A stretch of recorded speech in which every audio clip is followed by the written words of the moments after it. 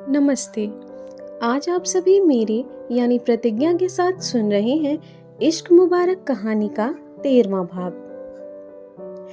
उधर सुबह होते ही घर में हल्ला मच गया था। आकाश घर से बिना बताए गायब था। रक्षित बार बार आकाश को फोन लगा रहे थे जो आउट ऑफ रीच बता रहा था। गांव में उसके सिम के सिग्नल नहीं मिलते थे और आकाश को इस बात की जरा भी चिंता भी नहीं थी।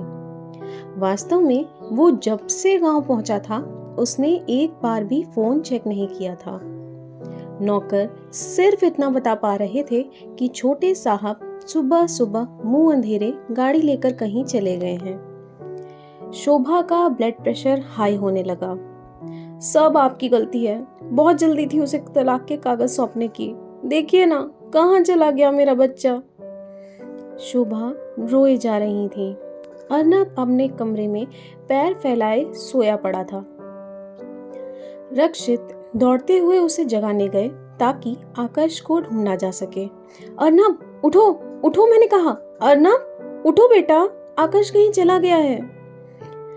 आकाश का नाम सुनते ही अर्नब की नींद खुली और वो अंगड़ाई लेता हुआ बोला, डोंट वरी डैड, वो अपने फ्रेंड्स के साथ गोवा गए हैं, आ जाएंगे कुछ दिनों में। क्या? गोवा? मुझे भी ना बताए। वो इतना लापरवाह कब से हो गया? जब से उन्हें प्यार हो गया किसी से। अर्नब मन ही मन बुदबुदाया। क्या? कुछ बोला तुमने? मैंने कहा वो अपना डाइवोर्स सेलिब्रेट करने गए हैं, आ जाएंगे कुछ दिनों में। अब मुझे परेशान मत कीजिए डैड। रक्षित की अंतरात्मा तक दुखी हो गई। वो सच में तलाक को लेकर खुश है? हाँ डैड, वैसे भी उन्हें जो चाहिए होता है वो उसे हासिल करके ही दम लेते हैं। इस बार अर्नब अपने भाई के प्लान में शामिल था। वो जानता था माता पिता हर बार की तरह इस बार भी भावनाओं में बह जाएंगे, लेकिन इस बार वो अपने भाई की मोहब्बत का खेल बिगड़ने नहीं देगा। इधर धृति जीजा सालियों की चटकारे भरी बातें सुनकर क्रोध से फटी जा रही थी। ए, क्या चाहिए तुम लोगों को? काय भीड़ लगाई हो खाम का? काम के लिए बुलाओ तो कोई की कमर नहीं डोलती। नुमाइश देखने चली आई है यहाँ पर। और नीलम तुमको कोनो काम धाम नहीं रह गया का? अम्मा बोली रही ना गेहूं धोकर सूखने को डाल देना, सुखाए तुमने? एक काम नहीं होता है तुमसे। ससुराल से नाक कटाकर चली आना। चलो जाओ, सब जाओ, अपने अपने घर जाओ जाओ। धृति ने लड़कियों को धक्का देकर वहां से भगा दिया। उसका ये रूप देखकर आकाश भी थोड़ा सा डर गया। अगला नंबर उसी का था। धृति पीछे मुड़ी और उससे बोली, अंदर आइए, बात करना है आपसे। आकाश चुपचाप उसके पीछे अंदर चला आया। देखिए, एक बात बता रहे हैं, कान खोलकर सुन लीजिए, वरना किसी बात का बुरा लगे तो हम पर ना चिल्लाइएगा। पहले बता दिए, अच्छा होगा कि आप कमरे में ही रहें। ये शहर नहीं है, गांव है। यहाँ हंसी मजाक शहर की सभ्यता वाला नहीं होता है। पता चले किसी की बात का बुरा मान जाए और फिर हम पर गुस्सा निकाले। कहते कहते धृति की आंखें गीली हो गईं। वो अपने पति का व्यवहार अच्छी तरह जानती थी। आकाश मुस्कुराता हुआ उसके करीब आया, बहुत करीब। दो चेहरों के बीच सांसों का फर्क कर पाना भी मुश्किल हो जाए, इतना करीब। मुझे किसी की बात का बुरा नहीं लगा रानू। तुम साफ साफ क्यों नहीं कहती? तुम जल रही हो। अभी कुछ बुरा नहीं लगेगा, जब ऐसे वैसे मजाक होंगे तब हम ही को ढूंढेंगे बातें सुनाने के लिए। कैसे कैसे मजाक होंगे रानू जी? हम जी को बुलाएंगे तो आप बुरा मान जाएंगे, इसलिए धृति ही बुलाइए हमें। कहकर धृति लजाकर कमरे से बाहर भागी। आकाश ने सामने हाथ रख दिया। तेजी से चलने के कारण धृति का माथा उसकी मजबूत बाजुओं से टकरा गया और वो माथा सहलाने लगी। मैंने कहा जाने के लिए? हमें बहुत काम है बाहर। नीलम से कुछ नहीं होता, गेहूं फैलाने जाना है छत पर। हाथ हटाइए। भूख लगी है मुझे, खाना मिलेगा या कानपुर से मंगवा लूं? हम अभी अम्मा को बोलते हैं, खाना लेकर कमरे में आ जाना। धृति दौड़ती हुई रसोई की तरफ चली गई। थोड़ी ही देर में पंडित जी भी आ चुके थे। आकर्ष को देखकर उनकी खुशी का ठिकाना नहीं था। बहुत देर आकर्ष उनके साथ बैठकर फैक्ट्री वाली जमीन के हालचाल लेता रहा, खेती और उपज की जानकारियां लेता रहा। फिर पंडित जी ने अपनी धर्मपत्नी को बुलाकर कान में कुछ कहा और वो थोड़ी देर बाद लाल कपड़े में लिपटे हुए कुछ नोटों के बंडल ले आईं। ये बेटे ने कुछ सामान खरीदा था ना कानपुर में नीलम के ब्याह के लिए, ये उसी का। आकाश को समझ नहीं आ रहा था उसे रुपए लेने चाहिए या नहीं। यूं तो 5-6 लाख रुपए उसके लिए कोई मायने नहीं रखते थे, लेकिन मना करने पर कहीं पंडित जी के स्वाभिमान को चोट ना लग जाए और ले लेने पर कहीं उन्हें यह ना लगे कि दामाद इतना पैसे वाला होकर भी इतना लालची है। उसने फटाफट बीच का रास्ता निकाल लिया। पापा, पैसे तो डैड ने दिए थे धृति को शॉपिंग के लिए, शादी वाले दिन जब वो आ जाए तो आप उनसे ही बात कर लीजिएगा। हाँ अच्छा, ये भी सही रहेगा। हमें तो भाई अपने समधी समधन का बड़ी बेसब्री से इंतजार है। अरे अर्नब बाबू आएंगे या नहीं? हाँ हाँ बिल्कुल, शादी वाले दिन तो वो भी आएगा। पंडित और पंडिताइन को शादी की काफी तैयारियां देखनी थी। ऐसे में दामाद की सेवा शुश्रूषा में कोई कमी ना रह जाए, इसके लिए रज्जन को नियुक्त किया गया। चिंता न करो चाचा, जैसे हनुमान जी राम जी के चरणों में बैठे रहते हैं ना हमेशा, वैसे ही हम जिज्जा के चरणों में बैठे रहेंगे सेवा करने के लिए। फिर आकर्ष की तरफ मुड़कर बोला, जिज्जा तनिको कोई चीज की जरूरत हो तो हमें याद करिए सबसे पहले। हम आपकी सेवा में 24 घंटे मौजूद रहेंगे, यहीं बाहर बैठे रहते हैं चक्की पे। हे आकर्ष अपने इस जबरदस्ती के सेवक को देखकर मुस्कुरा दिया। इधर शोभा के रोने पीटने और रक्षित के बार बार कहने पर अर्नब ने धृति के फोन पर कॉल किया। हाँ अर्नब बोलो। सूप से चावल फटकती हुई धृति फोन एक कान में लगाकर बोली। सामने रक्षित और शोभा खड़े थे। अर्नब भाई का प्लान बिल्कुल बिगाड़ने वाला नहीं था, इसलिए बातें बनाता हुआ बोला, hi Veronica, how are you doing there? Hope you guys are enjoying your Goa trip ना?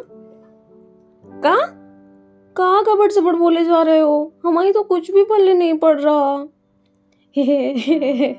You are so funny. Actually वो ना भाई का कॉल नहीं लग रहा था।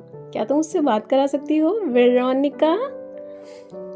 तुम दोनों भाई ना थोक के भाव भांग पी लिए हो, दोनों बोर आ गए हो एकदम। रुको अभी बात कराते हैं। धृति फोन लेकर आकर्ष के पास गई। आकर्ष बड़े आराम से आंगन में खाट पर बैठकर कढ़ी चावल खा रहा था। अर्नब से बात कर लीजिए। दिख नहीं रहा? खाना खा रहा हूं मैं। लगाओ फोन मेरे कान में।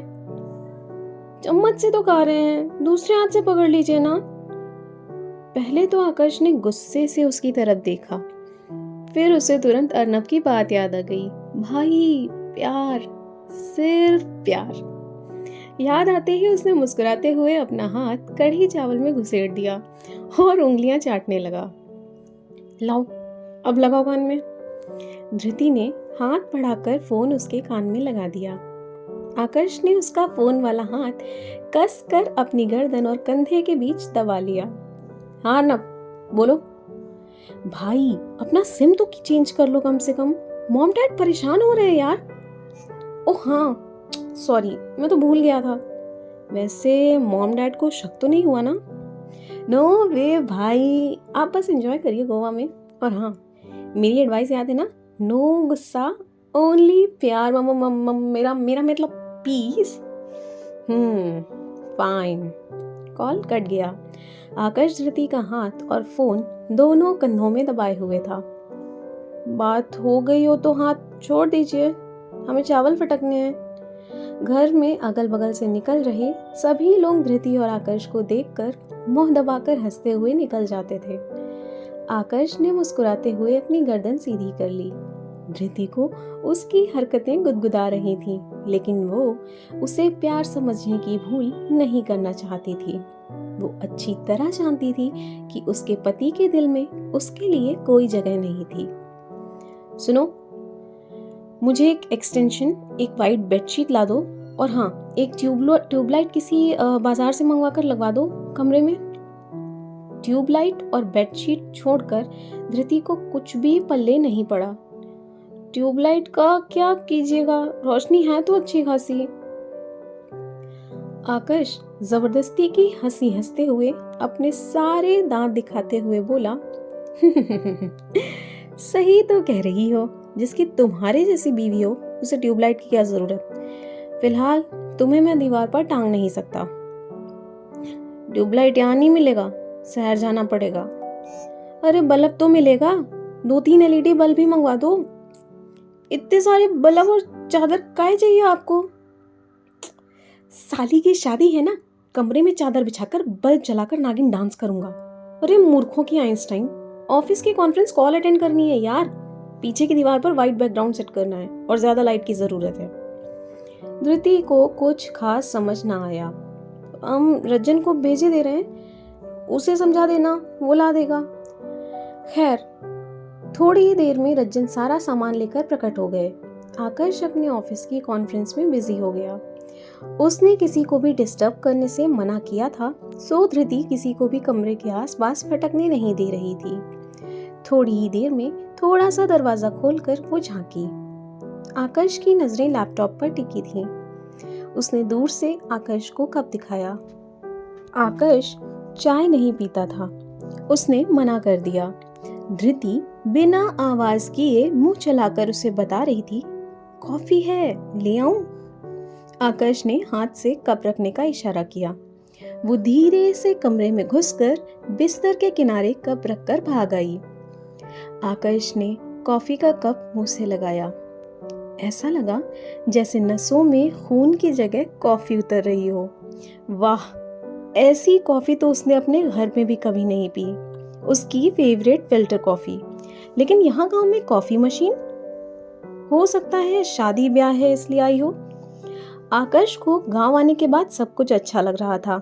यहाँ उसे किसी भी चीज की कमी मालूम नहीं दे रही थी, और अगर कमी होती भी थी तो उसके सास ससुर धरती आसमान एक करके उसके लिए कुछ भी वहां ला सकते थे।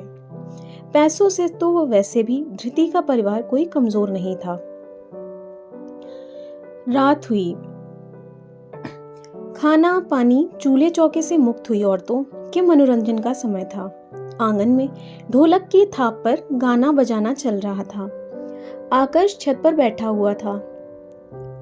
आप सो जाइए चलकर, हमने अच्छे से बिस्तर बिछा दिया है, मच्छरदानी भी लगा दी है, पानी किनारे मटके में रख दिया है, और ये सब तो ना देर रात तक चलता रहेगा, कब तक यहाँ बैठे रहेंगे? धृति आकाश से बोली तो वो उसे देखकर मुस्कुराया और नीचे कमरे में आ गया। कमरा एकदम साफ सुथरा था।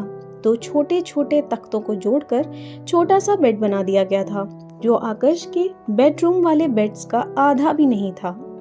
मोटे मोटे साफ सुथरे गद्दे और चादर बिछी थी। बढ़िया मच्छरदानी बंधी हुई थी। सामने छोटा सा कूलर चल रहा था।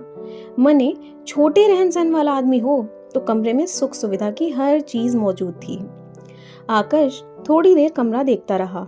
घड़ी पर नजर डाली, 9:30 बज रहे थे। वो किवाड़ खोलकर खड़ा हुआ तो सामने औरतें गाने बजाने में मग्न थीं। धृति भी औरतों के बीच बैठी ढोलक बजा रही थी। उसके चेहरे की खुशी आकाश को बड़ा सुकून दे रही थी। ए सुनो! एक जोरदार भारी भरकम आवाज गूंजी। ढोलक बंद हो गई। धृति सहित सारी औरतें आकाश की तरफ देखने लगीं। अंदर आओ। धृति डर के मारे ढोलक छोड़कर भाग खड़ी हुई और कमरे में आ गई। धृति के अंदर घुसते ही किवाड़ धाड़ की आवाज के साथ बंद हो गए। अंदर से कुंडी लग चुकी थी, जिसकी आवाज बाहर साफ सुनाई दी थी। मतलब साफ था कि धृति अब बाहर नहीं आने वाली। औरतों में खिलखिलाहट की लहर सी दौड़ गई। सब मुंह में साड़ी का पल्ला दबाए खिकी खिकी करके हंस रही थी। सबकी खुसुर फुसुर और जोर जोर से हंसने की आवाजें धृति को अंदर साफ सुनाई दे रही थीं। तो ये था इश्क मुबारक कहानी का 13वां भाग। अगले भाग के लिए जल्दी जल्दी मेरी वीडियो को ढेर सारे लाइक्स दीजिए और कमेंट्स कीजिए। जल्दी मिलते हैं अगले भाग के साथ, तब तक के लिए धन्यवाद।